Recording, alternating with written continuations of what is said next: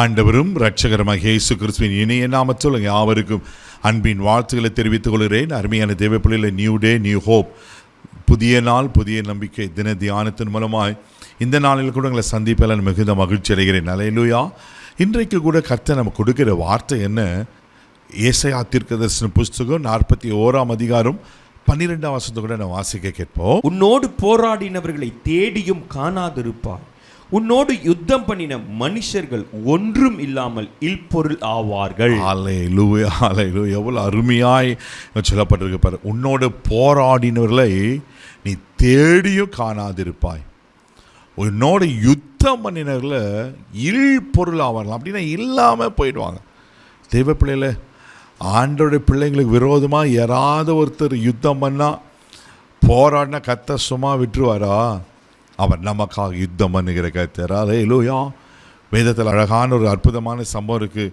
யாத்திராகமம் புஸ்தகம் 17 அதிகாரம் 8 வசனத்தில் வாசிக்கும் போது அங்கே இஸ்ரவேல் ஜனங்களுக்கு ஆண்டவர் எப்படியெல்லாம் செய்கிறார் பாருங்க, வாசிக்க கேட்போம். அமிலேக்கியர் வந்து ரெவித்தீவிலே இஸ்ரவேலரோட யுத்தம் பண்ணினார்கள். அல்லேலூயா. இஸ்ரவேல் ஜனங்க எகிப்திலிருந்து விடுதலையாக்கி வராங்க. இந்த விடுதலை பயணத்தில் அநேக யுத்தங்களை அங்கே பார்க்குறாங்க. இப்போ இங்கே ரெவித்தீமுக்கு வராங்க. ரெவித்தீமில் பார்த்தீங்கன்னாக்கா அமிலேக்கியர் இஸ்ரேலுக்கு விரோதமாக யுத்தம் பண்ணுறாங்க. என்ன செய்வதுன்னு தெரியல. அப்போ தான் அழகான ஒரு காரியம் நடக்கும். மோசே மலை உச்சியில் கல் மேலே உட்காந்துருப்பார். யோசுவா யுத்த காலத்தில் யுத்தத்தை செய்வார்.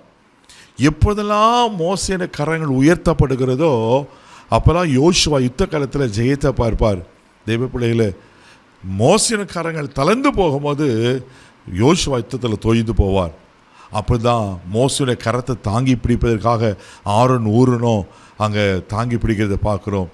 அங்கே ஒரு பெரிய ஜெயத்தை கர்த்தர் கட்டளையிடுகிற பார்க்கிறோம். நீங்கள் 11 வசனம் கூட வாசிக்க கேட்போம். மோசே தன் கையை ஏறெடுத்து இருக்கையில் இஸ்ரவேலர் மேற்கொண்டார்கள், அவன் தன் கையை தாழ விடுகையில் அமிலேக்கியர் மேற்கொண்டான். ஆமென். பாருங்க, மோசே கரங்களை உயர்த்தும் போது இஸ்ரவேல் ஜனங்கள் அங்கே ஜெயத்தை பார்க்குறோம். கர்த்தர் உங்களை என்னை அவர் நோக்கி நம்ம பார்க்கும்போது தெய்வ பிள்ளைகளை, ஆமென், அவருக்கு நேராக நம்ம கரங்களை உயர்த்தும் போது, அவரை நம்ம சார்ந்திருக்கும் போது, எத்தனை பேர் நம்மளுக்கு விரோதமாக யுத்தம் பண்ண வந்தாலும் கர்த்தர் நமக்கு தான் ஜெயத்தை கொடுப்பார். அல்லேலூயா.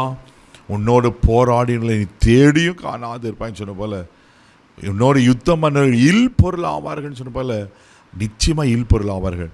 அதை யாத்திராகமம் 17 அதிகாரம் 13 வசனம் கூட நான் வாசிக்க கேட்போம். யோசுவா அமிலேக்கையும் அவன் ஜனங்களையும் பட்டய கருக்கினாலே முறியடித்தான். பாருங்க, இதுதாங்க நடக்கும். யோசுவா, ஆமென், அமிலேக்கிற பட்டய கருக்கினால முறியடித்தான். உங்களுக்கு விரோதமாக எந்த மனுஷர்கள், மந்திரங்கள், சூழ்நிலைகள், ஒருவேளை வியாதிகள், எதெல்லாம் உங்களுக்கு விரோதமாக வருகிறது, இதே பிள்ளைல இன்றைக்கி கர்த்தர் சொல்கிற வார்த்தை, முறிந்து விடும், முறியடிக்கப்படும். சோர்ந்து போகாதீங்க. ஆனால் ஒன்று, நீங்கள் கர்த்தரை மாத்திரம் நோக்கி பார்க்கும்போது, அவரை நோக்கி கரங்களை உயர்த்தும் போது அவர் நமக்காக யுத்தம் பண்ணுவார். அதனால தான் அதே யாத்திராகமம் 14 வாசிப்போம்.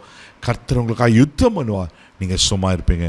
அப்போ கர்த்தர் நமக்கு யுத்தம் பண்ணார்னா தெய்வ பிள்ளைகளை, எப்படிப்பட்ட எதிராளி இருந்தாலும் இல் பொருள் ஆவார்கள்.